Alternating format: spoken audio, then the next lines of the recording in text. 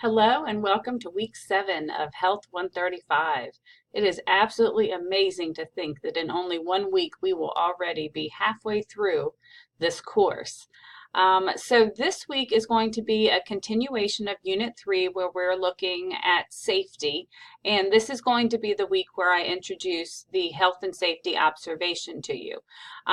So at this point of the semester, you have already gained a tremendous amount of knowledge when it comes to health and safety of children. Simply the last few weeks alone, looking at not only the textbook information, but the ECHRs and caring for our children has given you so much information, way more than I ever had before I entered the field. So I have loved reading your discussion board post about things that you didn't know before that really stood out to you, as well as things that you want to use in the future. And so really we're going to take all of that information and we're going to put it into a practical assignment. So this week you have 2 chapters to read, chapters 8 and 9, and this is going to kind of finish up the safety part of this particular course. And so you are going to be looking at the safety aspect as well as managing injuries, acute illnesses, things like that. So I encourage you to go ahead and read those chapters, review the PowerPoints that kind of pulls all of that important information out. But really the majority of this week is going to be spent working on your observation. So there will be no other participation required this week other than simply logging onto Blackboard. And I can see that from my end. So as long as you actually go onto Blackboard to read the announcement, to view the video, to look at the assignment, then you're done for the week. So you've had to do a lot of research and reading and posting the last couple of weeks. So I thought this would be a really good time for you to be able to take a break from that so that you can really focus on the observation. So I want to show you everything that's in Blackboard for you relating to the observation. So again, we're going to be in Unit 3. This will be the last week of Unit 3 under safety. And so when you get to the bottom, it will say Week 7 Health and Safety Observation. So when you click on there, and here you're going to find chapters 8 and 9 and the PowerPoints. But the majority of really where I want you to focus your time this week is on the observation. So when you go here, you're going to see that there are several different resources here for you. And I'm going to quickly go through a couple of them just so that I know that you really have a good understanding of how to do this particular observation. So I am a big fan of using tables and charts to be able to go in and do your observation, because on the one side it shows you what you should be looking for, and then on the other side it allows you space to write and eventually type your answers in there. So that's the way that this particular assignment is set up. So when you go to click on the instructions and grading rubric, you're going to have a document comes up, and this is what it shows you. It just kind of gives you a step-by-step of what you need to do.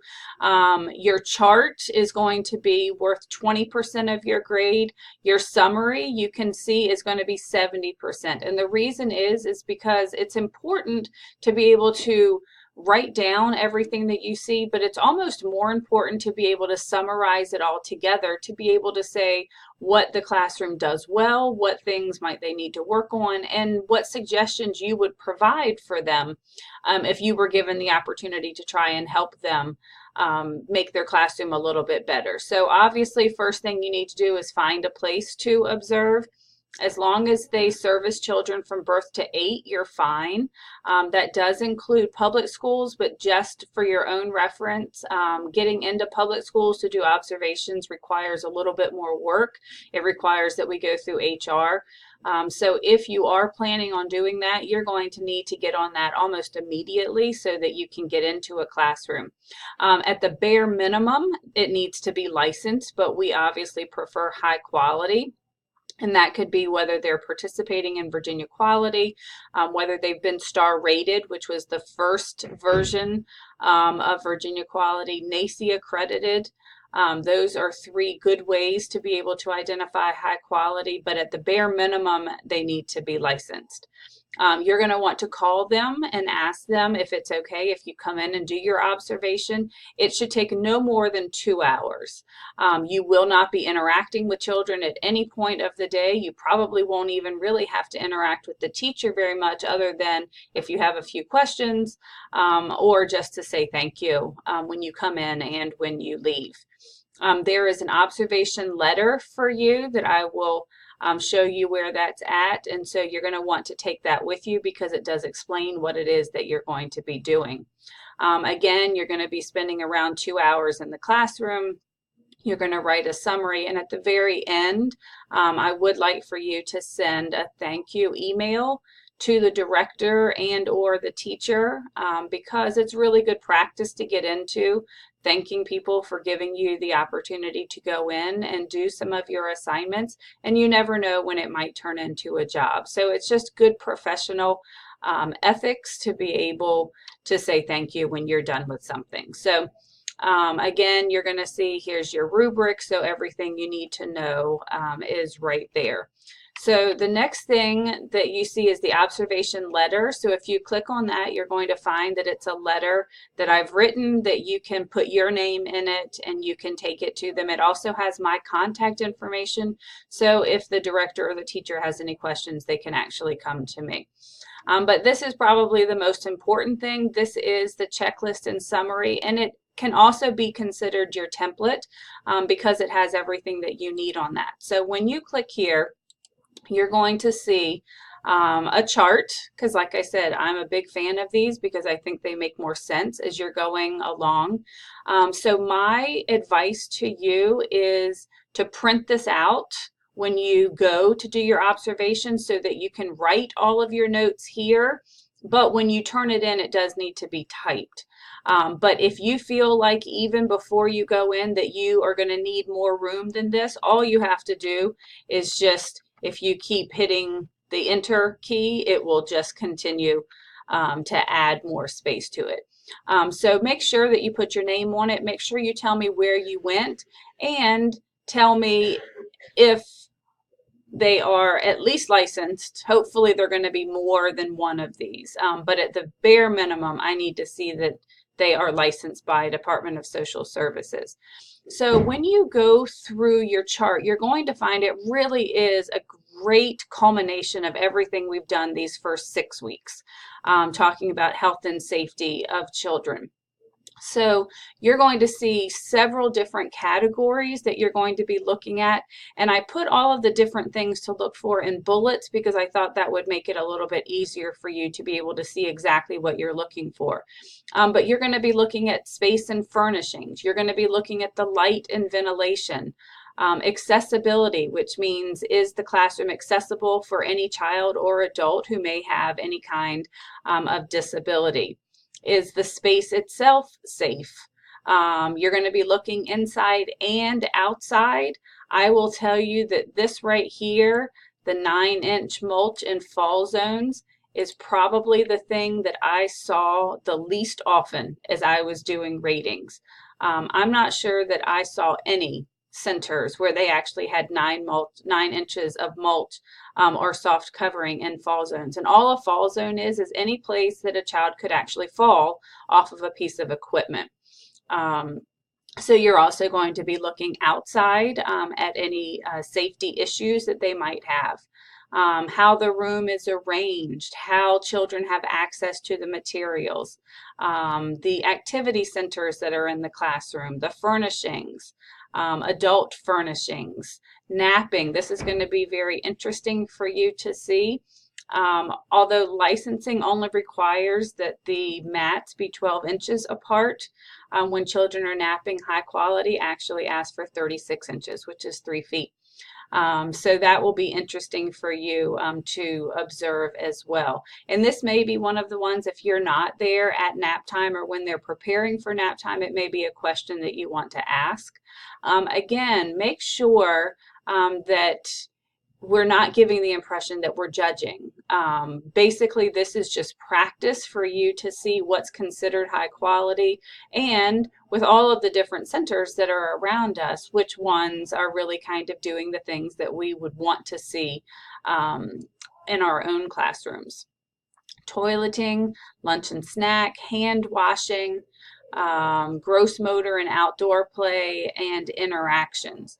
So this observation was developed using both the Eckers and the Caring for Our Children. So you're going to find that a lot of these things are now going to make sense to you because you actually had to spend the time looking at number 13 on the Eckers, as well as the guidelines and the Caring for Your Children. So once you have written all of your notes in here, then what you're going to do is you're going to go back and you're going to type all of your notes.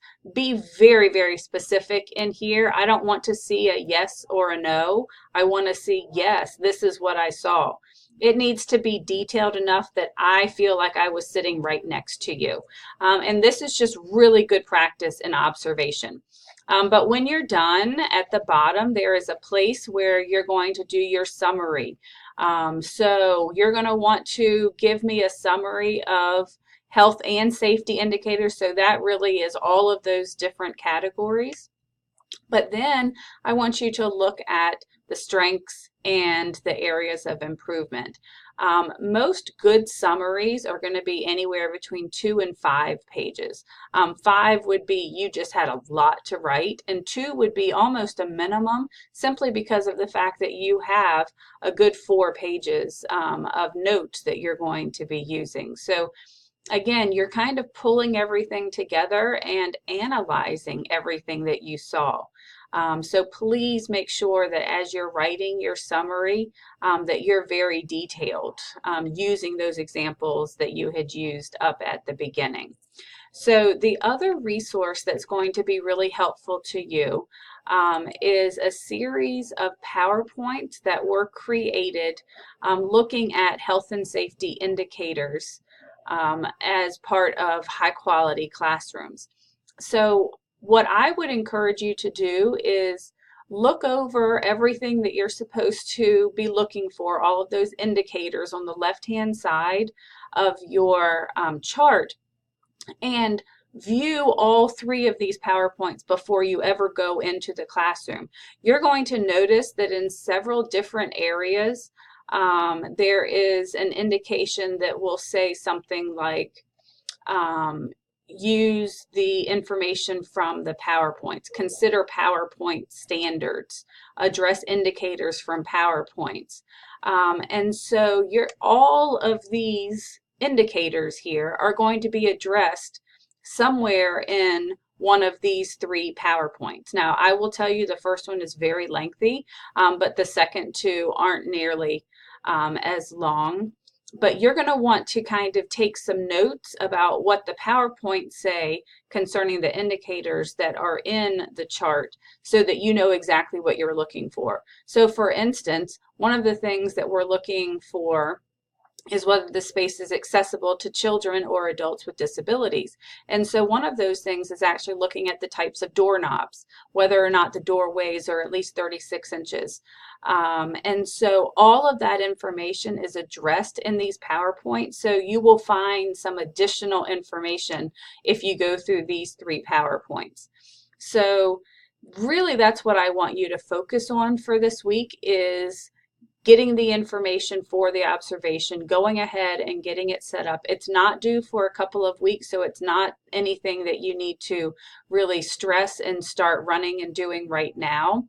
But this is such a great assignment because it is the application of what we have been talking about. So when you're finished, there is a place to upload it, just like always. But if you have any questions, please let me know. But I really think that now is a good time for us to do this observation because of everything that you have looked at up to this point. So again, there's no additional participation for this week. You do not need to do a discussion board. You don't have to send me an email, nothing. As long as you are in Blackboard at least once during the week. then you're going to get full participation for the week. So I hope you enjoy as we finish up safety. If you have any questions about the observation or anything that we've talked about so far, don't hesitate to ask. But I hope that you really enjoy getting to